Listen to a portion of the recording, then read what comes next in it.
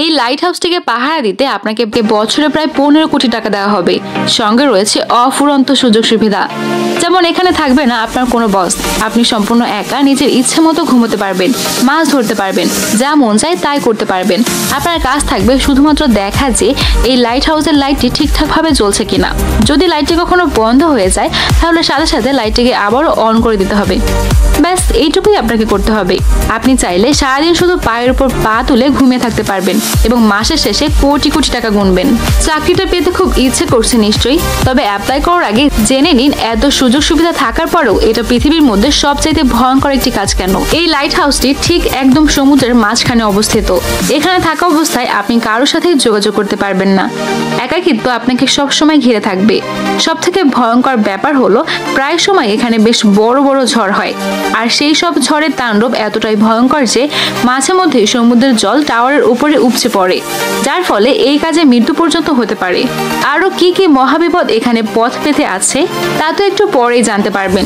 কিন্তু আসল প্রশ্ন হলো এই লাইট হাউসটি সমুদ্রের মাঝে কেন তৈরি করা হয়েছে, আর এর কাজই বা কি? কেনই বা এই লাইট হাউসের উপরে সবসময় নজর রাখতে হয়, আর কেনই বা এর লাইট কখনোই বন্ধ করা যায় না? রহস্যময় এই লাইট হাউসগুলির আদ্যপ্রান্ত জানতে হলে আপনাকে ইতিহাসে ফিরে যেতে হবে। সেই ইতিহাসে যেখানে দীর্ঘ পথ যাতায়াতের জন্য ছিল না কোনো গাড়ি আর না ছিল কোনো যানবাহন।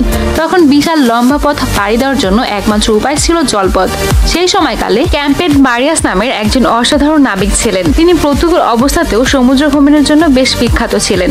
তো একবার তিনি তার জাহাজ নিয়ে সমুদ্রের মাঝে ঘুটঘুটে অন্ধকারের মধ্য দিয়ে এক জায়গা দিয়ে যাচ্ছিল। তখনই সমুদ্রের নিচে থাকা একটি বৃহদাকার পাথরের সাথে জাহাজের ধাক্কা লাগে। সেই সময় জাহাজগুলো তৈরি হতো কাঠ দিয়ে, যার কারণে পাথরের সাথে জাহাজের ধাক্কা লাগায় জাহাজের নিচে খুব সহজেই ফাটল ধরে যায় এবং জল ঢুকে বেশ ক্ষয়ক্ষতিও হয়। কিন্তু সময় মতো ক্যাম্পেট মারিয়াস এবং তার সঙ্গীরা জাহাজটাকে মেরামত করতে সক্ষম হয়, ফলে তাদের প্রাণ বেঁচে যায়। এই দুর্ঘটনার পরেই ক্যাম্পেট মারিয়াস এর একটি সমাধান খুঁজতে থাকে। তিনি এমন কিছু তৈরি করতে চাইছিলেন যার মাধ্যমে জাহাজের নাবিকেরা এই সব বিপদ থেকে আগে থেকেই সতর্ক হতে পারে। কিন্তু এখানে মহা দুশ্চিন্তার কারণ হয়ে দাঁড়ায় প্রশান্ত মহাসাগরের বিশালতা। কারণ প্রশান্ত মহাসাগর এতটাই বড় আর বিশাল যে যদি 7টা মহাদেশের সম্পূর্ণ ভূমি একত্র করা হয় তবুও প্রশান্ত মহাসাগরের আয়তনের বেশি থাকবে।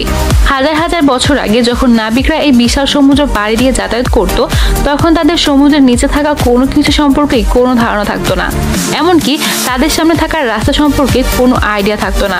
সেই সময় পথ নির্দেশনার জন্য কোনো রকম প্রযুক্তি ছিল না যেটা তাদেরকে রাস্তা চিনতে সাহায্য করবে। মূলত সেই সময় নাবিকদের সমুদ্র পাড়ি দেওয়ার জন্য সূর্যের দিকে কিংবা চাঁদ অথবা তারার উপরে নির্ভর করতে হতো। আর এই দিক নির্দেশনার সমস্যা থেকেই অনেক সমস্যার সৃষ্টি হতো, যেমনটা ক্যাপ্টেন এলিসের সাথে হয়েছিল। একবার ক্যাপ্টেন এলিস তার নাবিকদের সাথে প্রশান্ত মহাসাগর পাড়ি দিয়েছিলেন।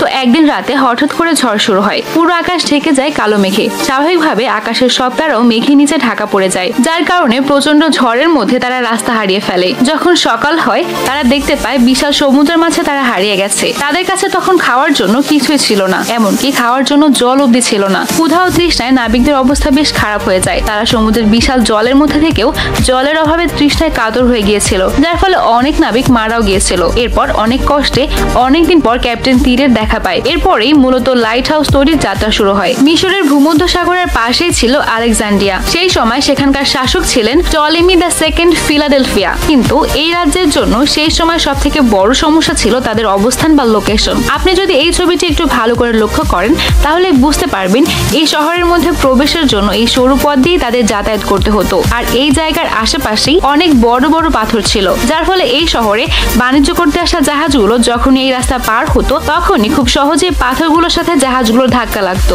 আর এর ফলে কখনো কখনো এই সব জাহাজগুলো ডুবে যেত কিংবা বড় ধরনের কোনো ক্ষয়ক্ষতির সম্মুখীন হতো। তাই দিন দিন এই রাজ্যের বাণিজ্যিক জাহাজ কমে যাওয়ার কারণে রাজ্যটি অর্থনৈতিক দিক থেকে অনেকটা পিছিয়ে পড়তে থাকে। টলেমি তখন তার রাজ্যকে রক্ষা করবার জন্য সেই সময় সবচেয়ে বিখ্যাত আর্কিটেক্ট সস্ট্রাস অফ সিনাদাসের কাছে যায়। তার কাছে এই সমস্যা থেকে মুক্তির জন্য প্রার্থনা করেন। দুজন মিলে চিন্তা করে একটি ধারণা বার করেন। সেই ধারণা ছিল সমুদ্রের জলের উপর তারা এমন এক দুর্গ গড়ে তুলবেন যাতে উপরে থাকা আলোক রশ্মি সমুদ্রে থাকা জাহাজগুলোকে গাইড করবে। সেই পরিকল্পনা অনুযায়ী সস্ট্রাস কাজ শুরু করে দেয়। কিন্তু তখন তিনি ভাবতে পারেননি যে তিনি যা করতে চলেছেন সেটা একসময় পুরো পৃথিবীর অন্যতম একটা সৃষ্টি হয়ে উঠবে, আলেকজান্ড্রিয়ার বাতিঘর নামে পরিচিত হয়ে উঠবে। আলেকজান্ড্রিয়ার এই লাইট হাউসের উচ্চতা ছিল 384 ফুট। এটা পুরোটাই বানানো হয়েছিল সাদা মার্বেলের পাথর দিয়ে। এই লাইট হাউসের মাথার উপরে সেই সময় প্রতিনিয়ত প্রতিনিয়তই আগুন জ্বালিয়ে রাখা হতো, যার জন্য এই লাইট হাউসে সবসময় তেল আর কাঠের যোগান দিতে হতো। এমনকি এই লাইট হাউসকে পরবর্তীকালে পৃথিবীর সপ্তম আশ্চর্যের একটি হিসেবেও স্বীকৃতি দেওয়া হয়। শুধুমাত্র এর উচ্চতার জন্যই এটা বিখ্যাত ছিল না, সেই সাথে ছিল এর অসাধারণ ডিজাইন। মূলত আলোক রশ্মি বা তীব্রতা ছড়িয়ে দেওয়ার জন্য সেই সময় আয়না বা লেন্স দিয়ে একটি ডিজাইন তৈরি করে, যাতে করে এই লাইট হাউসের আলো অনেক দূরে থাকা জাহাজের নাবিকদের পথ দেখাতে পারে। যখন এই লাইট হাউসের নির্মাণের খবর ছড়িয়ে পড়ে তখন নাবিকরা যেন স্বস্তির নিঃশ্বাস ফেলে, কারণ এখন তাদের আলেকজান্ড্রিয়াতে আসার পথে আর পথ ভুল করতে হবে না, পাথরের আঘাতে জাহাজও ভেঙে যাবে না। আর এভাবেই লাইট হাউসের আইডিয়া পুরো পৃথিবী জুড়ে ছড়িয়ে পড়তে থাকে। যদিও প্রথম দিকে এই লাইট হাউসের ব্যবহার সমুদ্রের মাঝে শুধুমাত্র জাহাজকে সাবধান করার জন্যই তৈরি করা হতো, কিন্তু সময়ের সাথে সাথে বাণিজ্যিক জাহাজের সংখ্যা যত বাড়তে থাকলো ততই সমুদ্রের সেসব জায়গায় পাথরের উচ্চতা সমুদ্রের জলের উচ্চতার কাছাকাছি কিংবা যেখানে অনেক বেশি পাথর রয়েছে যেগুলির সাথে খুব সহজে জাহাজের ধাক্কা লাগতে পারে, সেই সব জায়গাগুলোতেও তখন লাইট হাউস তৈরি করা শুরু হয়। যদিও প্রথম দিকে লাইট হাউসের সবসময় আগুন জ্বালানো হতো, যা সব দিক বিবেচনা করে বোঝা যায় এটা মোটেও সঠিক ধারণা ছিল না, কারণ এর জন্য সবসময় কয়লা বা জ্বালানি কাঠের যোগান রাখতে হতো লাইট হাউসে। তখন অবশ্য এটা ছাড়া আর কোনো উপায় ছিল না। এরপর মোমবাতি কিংবা ল্যাম্পের ব্যবহার করা হয়েছে, কিন্তু এতে আগুনের আলোর রশ্মি খুব বেশি দূরে যেতে পারতো না। এরপর আবিষ্কার করা হয় বৈদ্যুতিক বাল্ব। লাইট হাউসগুলোতেও আগুনের পরিবর্তে বৈদ্যুতিক বাল্ব ব্যবহার করা হয়, কিন্তু তারপরেও এই আলো খুব বেশি দূরে যেতে পারতো না। এর কারণ হলো লেন্সগুলোকে বাল্বের পেছনে লাগানো হতো। এরপর বিজ্ঞানীরা আবিষ্কার করেন যদি বৈদ্যুতিক বাল্বগুলোকে লেন্সের সামনে বসানো হয় তাহলে আরো বেশি দূর পর্যন্ত আলোর রশ্মি পৌঁছতে পারবে। কিন্তু বিজ্ঞানীরা খুব তাড়াতাড়ি বুঝতে পারেন যে লেন্সগুলোতে বেশ সমস্যা আছে, কারণ তখনকার লেন্সগুলো ছিল খুবই মোটা। ফ্রান্সের একজন বিজ্ঞানী আগাস্টিক ডিন ফ্রেসলেন এক বিশেষ ধরনের লেন্স আবিষ্কার করেন। তার বানানো এই বিশেষ লেন্সের মধ্য দিয়ে আসা সমস্ত আলো সরাসরি গিয়ে একটি পয়েন্টে মিলিত হতো, যার ফলে বৈদ্যুতিক বাল্বের আলো খুব সহজেই নির্দিষ্ট একটা পয়েন্টে অনেক দূর পর্যন্ত পাঠানো যেত। এই লেন্সগুলোকে ফ্রেসনেল লেন্স বলা হয়। বর্তমান সময়ে প্রায় সব লাইট হাউসেই ফ্রেসনেল লেন্স ব্যবহার করা হয়। লেন্সের এই আবিষ্কার লাইট হাউসকে এক নতুন রূপ দিয়েছিল, যে কারণে এখনো সমুদ্রের বুকে জাহাজগুলো নিরাপদে যাতায়াত করতে পারে। কিন্তু এই লাইট হাউসকে যারা পাহারা দেয় তারা নিঃশব্দে নিজেদের কাজ নির্জনে করে চলেছে, ঠিক ভূতের মতো। আমাজনের স্নেক আইল্যান্ডে অবস্থিত লাইট হাউসে যারাই কাজ নেয় তারাই সাপের কামড়ে মারা যায়। এখন এই লাইট হাউস মানব শূন্য, কিন্তু কে যেন সেই লাইট হাউসের দেখাশোনা করেই চলেছে। এমন অনেক লাইট হাউসের গল্প প্রচলিত আছে যা আপনাকে একটি রাতও লাইট হাউসে কাটানোর সাহস যোগাবে না।